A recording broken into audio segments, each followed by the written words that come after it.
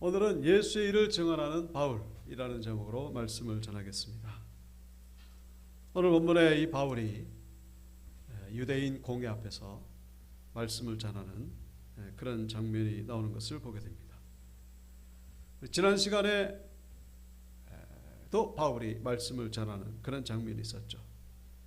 그때는 대상이 흥분한 군중들, 뭐가 뭔지도 못 떠들고 자기들이 지금 뭘 하는지도 모르는 그런 이 유대 군중들, 바울을 죽이려고 하는 그들 앞에서 말씀을 증거했던 그 분위기하고는 조금 다른 그런 분위기인 것을 오늘 본문을 통해서 우리가 보게 됩니다.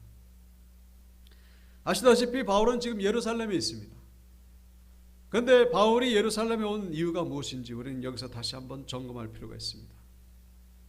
언젠가도 말씀드렸습니다마는 이 바울은 지금 3차 선교 여행을 마치고 이제 예루살렘에 오게 되었죠.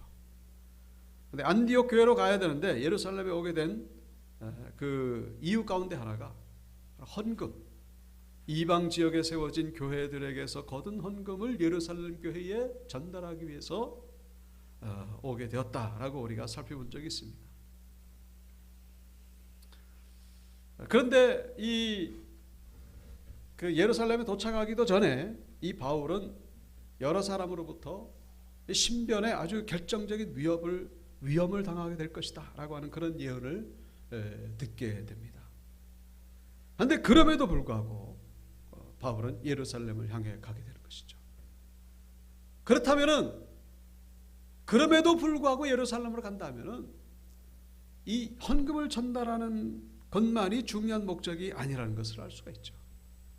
신변의 위협이 있는데 그럼에도 불구하고 헌금 전달하기 위해서 가는가? 다른 사람을 통해서도 얼마든지 전할 수가 있거든요. 그러니까 헌금 전달의 목적도 있습니다만은 더 중요한 목적이 있다라는 것을 짐작할 수가 있는 것이죠. 나중에 이 바울은 여기 예루살렘 그리고 이스라엘 이쪽에 와가지고 한 2년 정도 있다가 이제 다시 로마로 향하게 됩니다. 로마 군대의 호위를 받으면서 이제 로마를 향해 가게 되는 것이죠. 어떻게 보면은 로마로 가기 위한 전 단계로서, 로마로 가기 위한 과정으로서 예루살렘에 오게 되었다라고 그렇게 우리가 볼 수도 있겠죠. 빌드업인가요? 준비 과정.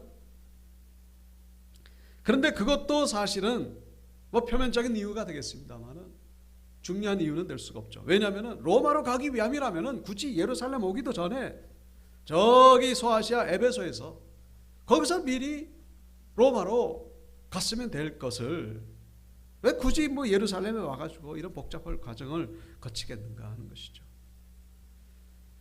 그래서 이 바울이 예루살렘에 오게 된 중요한 목적이 우리는 있다는 것을 다시 한번 여기서 생각해 보면서 그 이유가 무엇인지 우리는 성경을 통하여 우리는 그 해답을 발견하게 됩니다. 사실 그 해답은 그렇게 어렵지 않습니다. 예루살렘에 오게 된 그 중요한 목적이 무엇인지 그 해답은 성경에 나와 있죠. 그 해답을 어디서 찾을 수 있느냐? 그것은 바울이 예루살렘에 와서 무엇을 했는지를 보면은 알게 된다는 것입니다.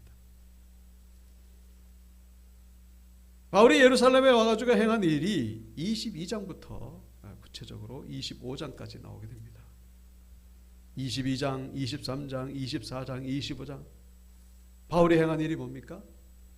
한마디로 말한다면 하나님의 말씀을 전한 것입니다. 그래서 다시 말씀드리면 바울이 예루살렘에 온 중요한 목적은 바로 하나님의 말씀을 전하기 위해서. 여러 이유도 있습니다만 하나님의 말씀을 전하기 위해서. 그냥 로마로 갈 수도 있습니다만 이 바울을 통하여 들어야 될 하나님의 말씀이 있기 때문에, 물론 바울의 말씀을 듣고 나서 사람들이 막 변화되고 그런 건 없습니다.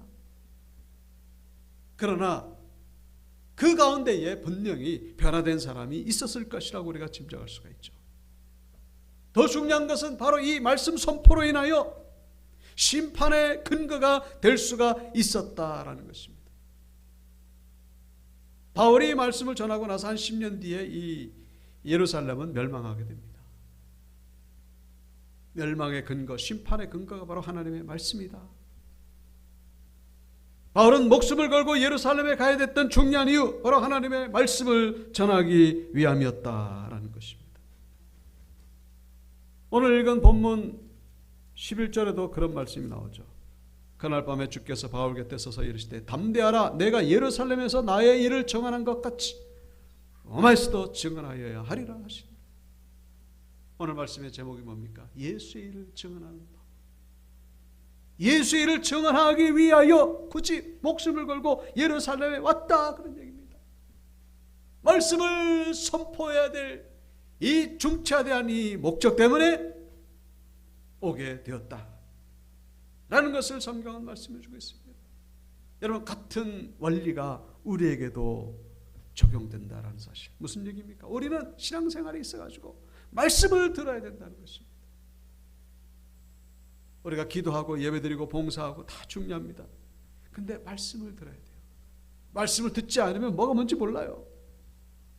뭐 제가 말씀을 잘 전해서 그런 건 아무 상관이 없고, 그냥 하나님의 말씀, 성경을 보든지 그 말씀이 나를 살린다는 것입니다.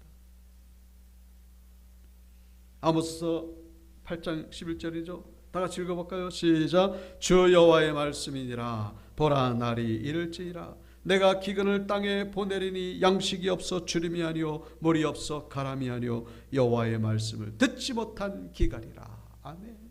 이 시대 문제가 뭡니까? 경제가 문제입니까? 다 먹고 살아요. 물론 절대적인 빈곤에 허덕이는 사람도 있긴 있겠습니다만은 대부분 상대적인 빈곤이에요.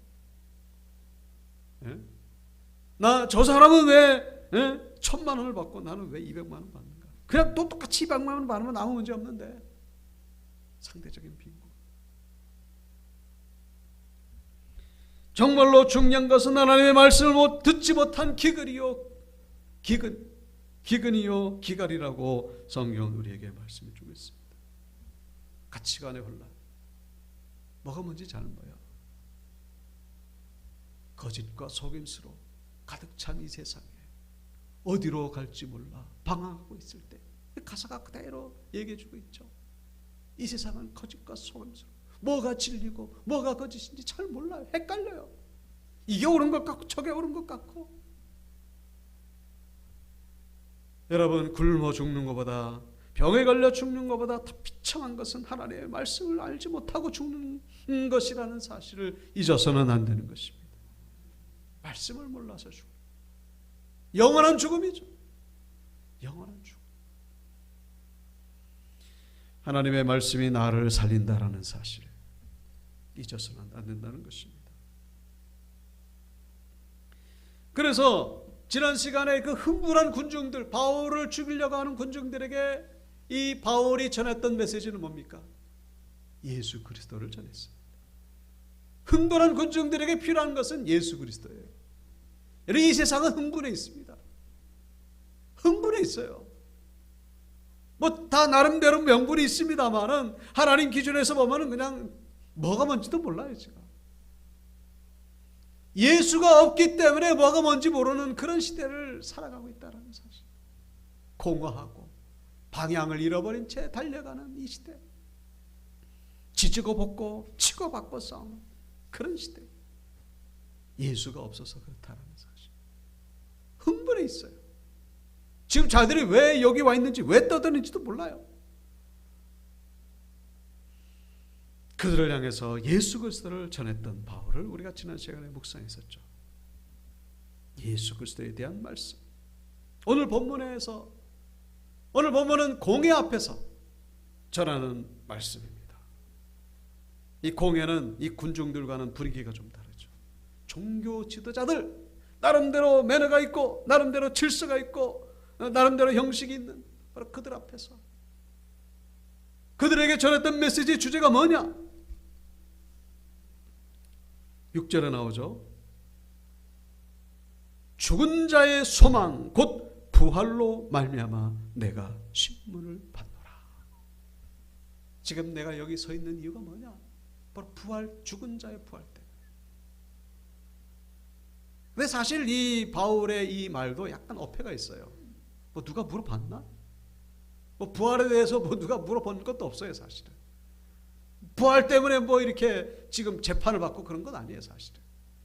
뭐 이 성전을 더럽힌다, 뭐 유대교를 비방한다, 뭐 이런 것 때문이지. 근데 바울이 지금 이 말을 하는 이유는 성령의 감동을 하는 것이죠. 너희들에게 정말로 전해야 될 메시지, 너희들이 정말로 들어야 될 메시지는 바로 부활이다, 그 얘기를 하는 것이죠. 뭐 종교 지도자들은 자기들에게 무슨 메시지가 필요한지도 몰라요, 사실은. 뭘 알아야 질문을 하죠. 뭘 알아야 요구를 하죠. 그래서 하나님이 바울을 통하여 말씀하시는 거예요. 너희들에게 필요한 것은 부활 메시지다. 부활을 알아라. 여러분 가만히 생각하면 부활보다 더 가치가 있는 것이 있을까요? 안 죽는 거예요. 영생. 지금 이 현대 과학의 문명도 사실은 그 영생을 향해서 달려가고 있거든요. 영생이 최고의 목적이에요. 안 죽는 거. 죽음이라고 하는 건 그건 뭐 꼼짝 못하잖아요, 인류가. 죽음보다 더 강력한 것은 없습니다. 죽음 앞에서는 다 할 말을 잃어버리죠. 대통령도 갑부도 아무리 인기 있는 사람도 다 죽음 앞에서 꼼짝 못해. 근데 죽음을 이겨내는 거예요.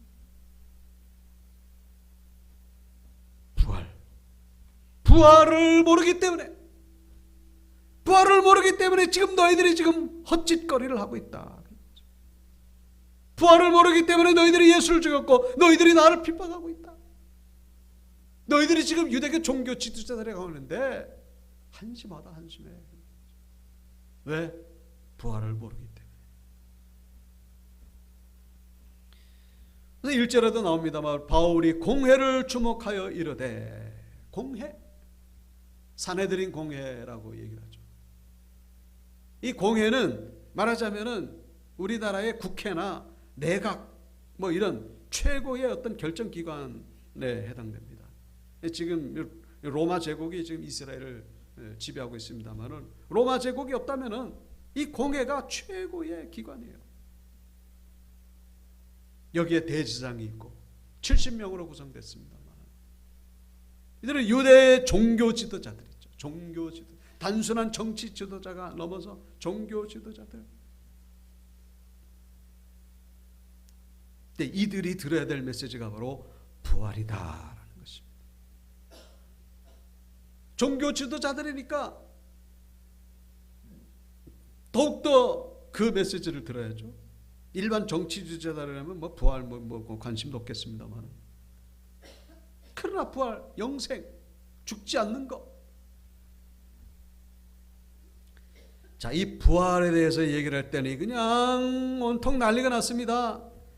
여기 그 9절에 보면 크게 떠들세 10절에도 큰 분쟁이 생기니 그냥 뭐 부활 이 한마디 했다고 그냥 뭐 온통 난리가 났습니다. 이 공회를 구성하는 두 대표 단체가 있는데 우리가 한번 좀 들어봤을 거예요. 사두개인, 바리새인. 사두개인, 바리새인. 사두개인들은 이제 그 성전의 주도권을 잡고 있는 여당과 같은 그런 당이죠. 사두개. 솔로몬 때 그 제사장 사독이라고 하는 사람의 이름을 따서 이제 사두개인 그렇게 내려왔습니다만, 이 사람들은 제사장이면서도 희한하게 부활을 믿질 않아요. 여기 8절에 나오죠. 사두개인은 부활도 없고 천사도 없고 영도 없고. 참 아이러니가 아닐 수가 없죠. 하나님을 섬긴다고 하는 그 대제사장들이 부활 같은 거 없고 영도 없고 영도 없고 천사 같은 것도 없고 뭘 믿는지 모르겠어요, 이 사람들은. 그래서 사람 죽는 걸로 끝난다 그렇게 생각하는 것 같아요. 여호와의 증인이 그렇죠. 지옥도 없고 천국도 없고 그냥 죽는 걸로 끝난다. 대제사장들이 그러고 있다는 것이죠. 이 사두개인들은 아주 세속적인 사람들입니다. 제사장들인데 세속적인 사람들. 그래가지고 예수님 뭐라고 말씀하셨죠? 사두개인들의 누룩을 조심해라. 사두개인들의 누룩. 아주 세상적이다. 정치에만 관심이 있고 권력에만 관심이 있고 부귀영화 누리는 데만 관심이 있어요. 성전이 최고의 그 중심 기관이잖아요. 그러니까 거기에 온통 돈이 모이고 권력이 모이고 그러다 보니까 그냥 부패가 이를 데가 없습니다. 그래서 예수님이 들어가셔서 성전을 뒤집어 엎으신 적이 있습니다. 이들은 부활 같은 건 없고 그냥 천사도 없고, 그런데 이들의 신앙이 얼마나 잘못됐는지, 적어도 성경을 통해서 본다면은 부활을 안 믿을 수가 없는 거예요. 그 대표적인 것이 바로 아브라함이 이삭을 바쳤던 사건이죠. 그 창세기에 나오는 사건이잖아요. 아브라함이 순종을 잘해가지고 믿음이 좋아가지고 이삭을 바쳤긴 합니다만, 그러나 그 근본적인 그 에너지는 바로 부활에 대한 신앙이 있었기 때문이다라고 히브리서에서 말씀하고 있죠. 그가 하나님이 능히 이삭을 죽은 자 가운데서 다시 살릴 줄을 생각한지라 비유컨대 그를 죽은 자 가운데서 돌아받은 것이니라. 아브라함에는 부활 신앙이 있었다. 여러분, 아브라함을 눈여겨본다면 부활 신앙을 가질 수밖에 없는 거예요. 이 대세상, 그 똑똑했던 제사장들이 이걸 놓친다고 하는 것은 이게 얼마나 황당한 일입니까? 천사가 없다고요? 여러분, 소돔과 고모라가 망하기 전에 하나님이 세 명의 천사의 모습으로 아브라함에게 나타났던 장면이 창세기에 나오고 있습니다. 천사가 없기는 왜 없습니다? 왜 없습니까? 말도 안 되는 아주 왜곡된 엉터리 신앙을 가진 자들이 바로 예수님 당시에 이 제사장들, 사두개인들. 그러니 인간으로 오신 하나님을 십자가에 못 박는 어처구니 없는 짓을 저지르게 되고 말았던 것을. 왜요? 부활에 대한 신앙이 없기 때문에. 그렇다면 이 바리새인들은 이 부활 신앙을 제대로 가지고 있었느냐? 이 8절에 나오듯이 바리새인은 다 있다 함이라. 성경을 가만히 보시면 예수님이 행하신 일들을, 부활과 관련된 사건 속에서 이 바리새인들의 보인 반응을 보면은 이들도 여전히 온전한 부활 신앙이라고 보기가 어려운 거예요. 해당장 야이로의 딸이 죽었을 때 예수님이 가셔서 얘는 죽은 것이 아니라 잔다 그랬을 때에 사람들이 비웃었다라고 성경은 기록하고 있죠. 비웃었어요. 이 죽은 것이 무슨, 예수님이 이제 부활에 대한 그런 어떤 계획을 가지고서 말씀을 하신 것이죠. 근데 비웃었다라고 하는 것은 그 부활에 대해서 비웃었다 그런 의미입니다. 그 회당, 이 바리새인들은 회당 중심으로 활동했던 사람들이고 사두개인들은 성전을 중심으로 활동했던 사람. 거기에 바리새인들이 많이 있었어요. 근데 부활을 인정했던 사람들이 예수님을 비웃었다. 여러분, 부활을 사건하면 떠오르는 인물이 누굽니까? 대표적인 인물, 요한복음에 나오는 나시죠. 나사로. 나사로를 살리니까 사람들이 예수님을 따릅니다.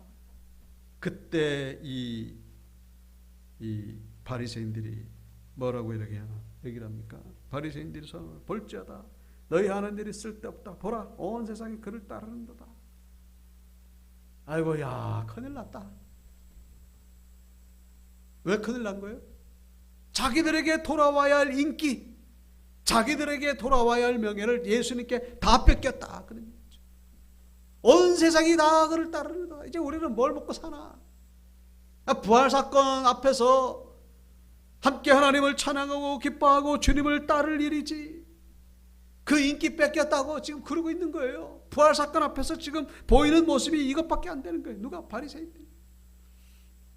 세상 말로 부활에 대한 신앙 앞에서 사두개인이나 바리새인이나 독인 객인 그놈이 도토리 키재기예요. 다 똑같은 거예요.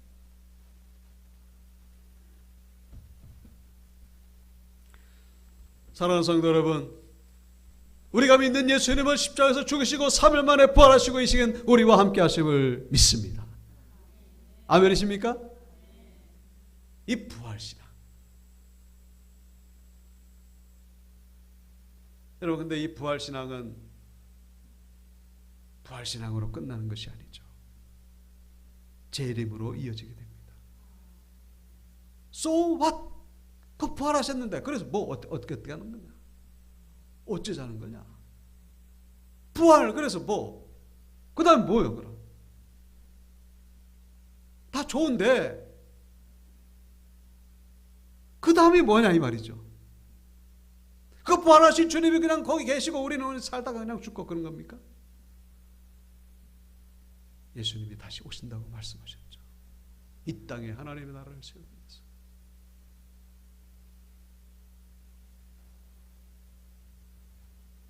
우리 요즘 그 국제적으로 일어나는 일들 보면은 참 기가 막히죠.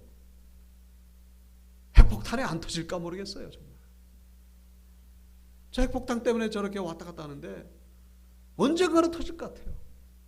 뭔 일이 무슨 이유가 때문인지 몰라도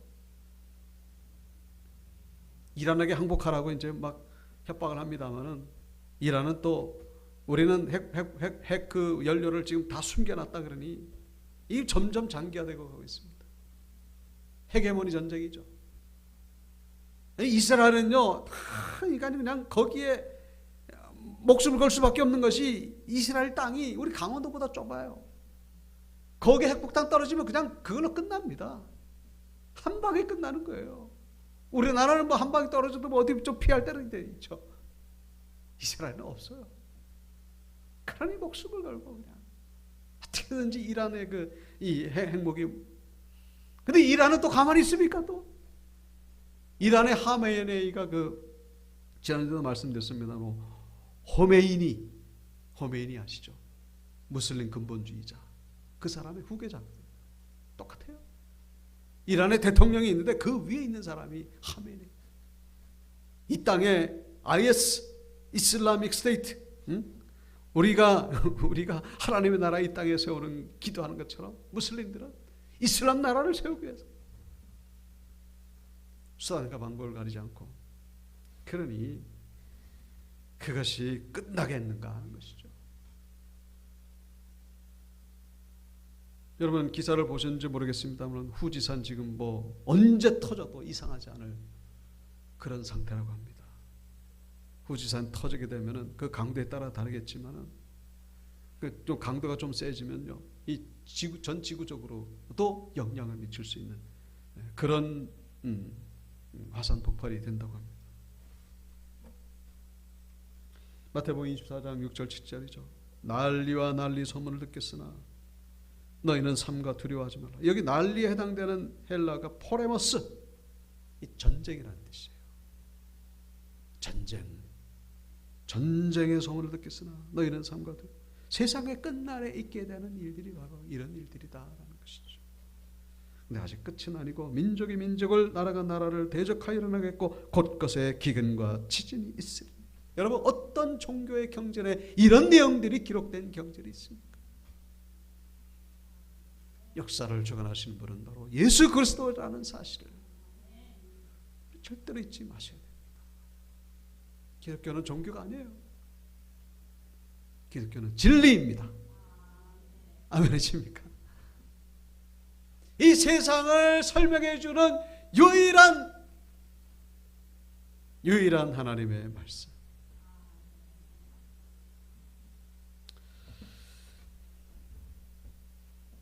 자, 그래서 우리는 이 부활 신앙을 가질 때에 헷갈리지 않은 거예요. 이 세상은 얼마나 헷갈리는지 몰라요. 뭐가 옳은지 모르겠어요. 다같이 읽어볼까요? 시작. 이것들을 정언하시니가 이르시되 내가 진실로 속히 오리라 하시거늘 아멘. 주 예수여 오시옵소서. 아멘. 예수님이 하신 말씀입니다. 내가 속히 올 것이다. 예수님이 부활하셨을 뿐만 아니라 내가 온다, 재림한다 라는 거예요. 이 믿음의 복되기를 축복합니다. 부르는 찬양 마라나타. 마라나타 그게 아람어입니다. 아람어. 마라나 타가 당신이라는 뜻이에요. 마라나. 이게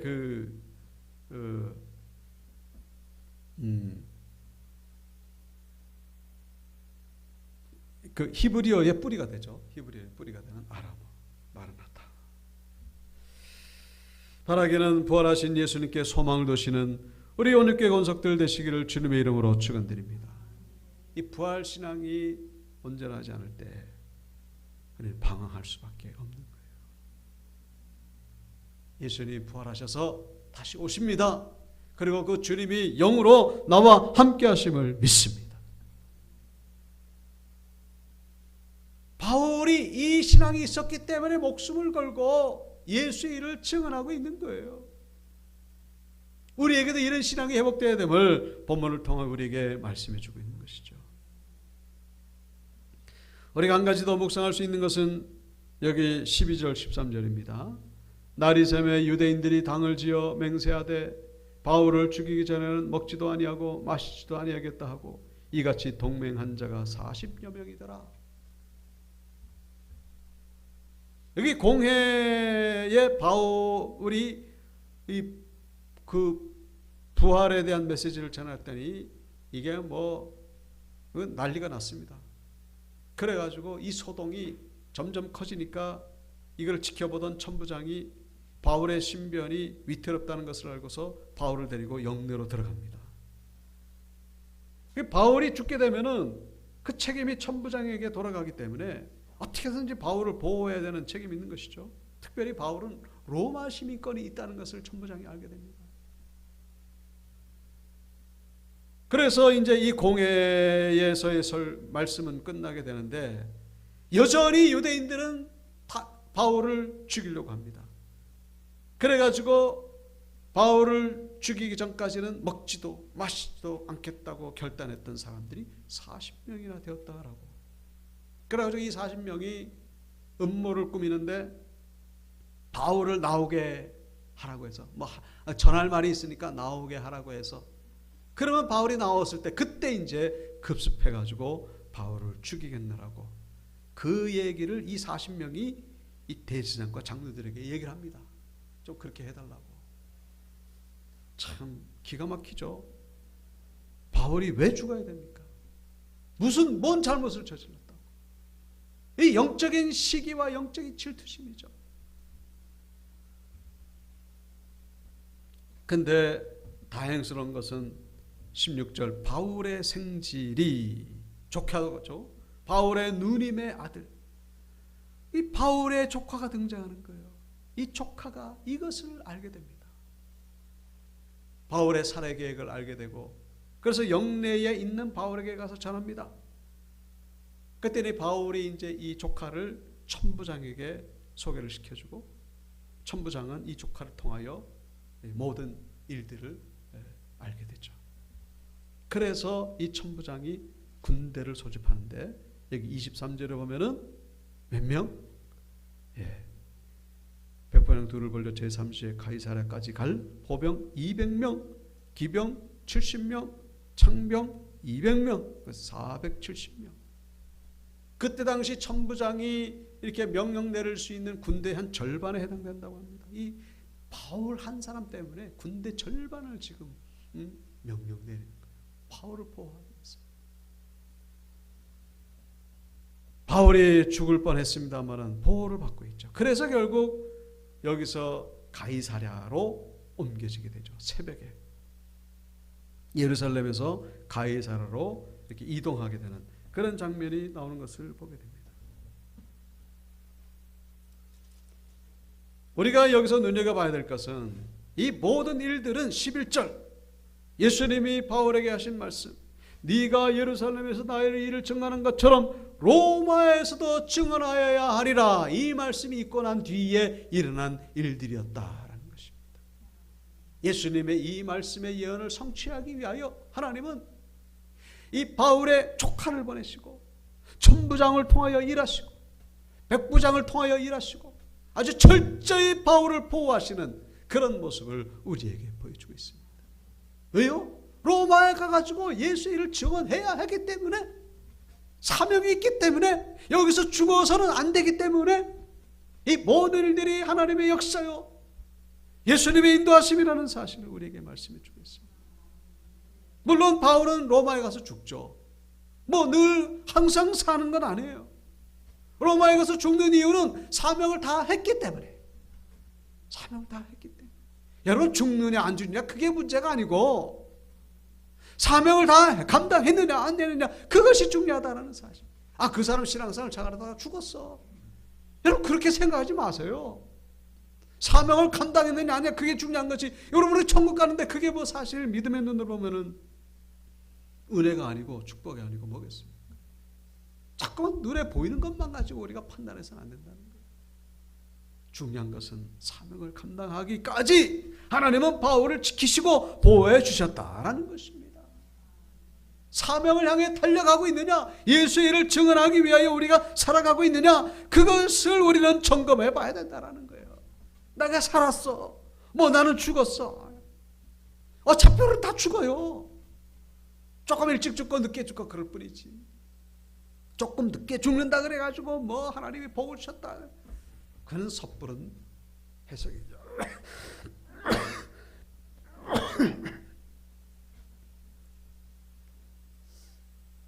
강경환 권사님이라고 하는 감리교 권사님이십니다. 59년생이신데 우리 초등학교 6학년 때 겨울방학 이 서산에 사시는 분이에요. 그래서 바다 앞에서 놀다가 안티프라민처럼 생긴 통을 발견하고서 장난감으로 삼으려고 가져와가지고 이제 돌멩이를 톡톡톡 치다가 보니까 뻥 하고 터졌는데 알고 봤더니 발목질이에요. 3일 만에 깨어났습니다. 깨어나고 보니까 두 손을 다 잃어버린 거예요. 그래가지고 이제 너무 절망에 빠진 나머지 학교도 안 가고 중학교 안 가고 고등학교 안 가고 19살쯤 돼가지고 이제 맨날 술집에만 들어갑니다. 인생 비관하고 농약 먹고 죽으려고 몇 번이나 시도를 하고 완전 절망에 빠졌죠. 그러다가 어느 날 술에 깨가지고 아침에 이렇게 봤더니 그루터기라고 하는 기독교 신앙 잡지죠. 거기에 어떤 여자분이 이 두 팔이 없고 다리 하나가 없어요. 근데 은혜를 전하면서 살아가고 있는 모습을 보게 돼요. 나보다 더한 사람인데 이렇게 살아. 그렇다면 나도 살 수 있지 않겠나. 그래가지고 즉시 편지를 씁니다. 이분에게. 나도 잘 살 수 있을까요? 그때니 답장이 옵니다. 예수 믿고 얼마든지 잘 살 수 있다. 그래가지고 그 즉시로 술을 끊습니다. 그래가지고 교회를 나가기 시작하고 은혜를 받게 됩니다. 그러다가 이 아버지 친구분으로부터 너 염전 해보지 않을래? 염전 아시죠? 소금 만드는 거. 그 남의 그 염전에 가가지고 일을 하게 됩니다. 뭐든지 시켜주면 하겠다. 여러분 그래서 이 사람의 정신이 회복되는 것이 얼마나 중요한지 모릅니다. 육신의 장애는 그렇게 큰 문제가 되질 않아요. 정신적인 장애가 문제죠. 정신이 회복되니까 삶이 회복되는 거예요. 뭐든지 시키는 대로 하겠다고 열심히 살아갑니다. 근데 살아가는 가운데에 한 가지 그런 소망이 생겼어요. 뭐냐? 자기보다 어려운 사람들 돕기로. 자기도 지금 두 팔이 없어가지고 그러는데 그래가지고 그 소금 한 푸대에 10,000원인데 그래서 10,000원마다 2,000원씩 뺍니다. 1,000원은 교회 헌금하고 1,000원은 이제 어려운 사람들 돕기로. 그 해마다 5,000푸대 5,000푸대에 1,000원씩 하면 500만 원이죠. 지금까지. 그래가지고 저분이 그 지역 그 신문에도 나오고 TV도 나오고 그래가지고 선한 영향력을 끼치고 있다고 하는 그런 기사를 본 적이 있습니다. 여러분 이분이 지금 살게 된 것은 뭡니까? 사명을 발견했기 때문입니다. 저분이 뭐 예수의 복음을 증거하는 건 아닙니다만 간접적으로 예수의 향기를 드러내고 있지 않습니까? 예수의 향기를 드러내고 있어요.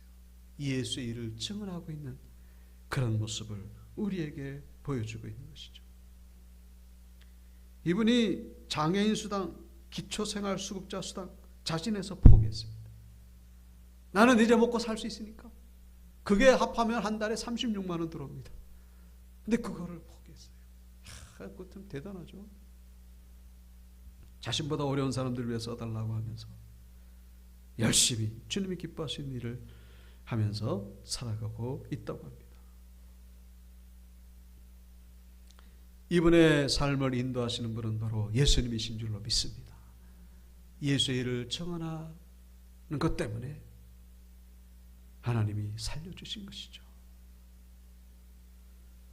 바울이 오늘 목숨을 걸고 복음을 증언하는 것도 부활에 대한 신앙이 있었기 때문에, 그리고 또 이 천부장을 통하여 보호를 받는 것도 바로 사명이 있기 때문에 이런 은혜를 경험하고 있음을 우리에게 말씀해 주고 있습니다. 바라기는 동일한 은혜가 우리 모든 신앙인들에게도 임하게 되기를 축복합니다. 우리는 무엇 때문에 살아가고 있습니까? 어차피 다 죽어요. 어차피 다 죽습니다. 오늘도 죽는 사람 많잖아요. 그분들처럼 오늘도 다 죽어요. 무엇 때문에 우리는 살아가고 있습니까? 예수의 일을 증언하는 일을 위하여 살아가시는 우리 모두가 되시기를 주님의 이름으로 축원드립니다. 그래야 나중에 우리는 주님 앞에 칭찬을 받을 수가 있는 거예요. 그래서 승리하시는 권속들 다 되시기를 주님의 이름으로 축원드립니다.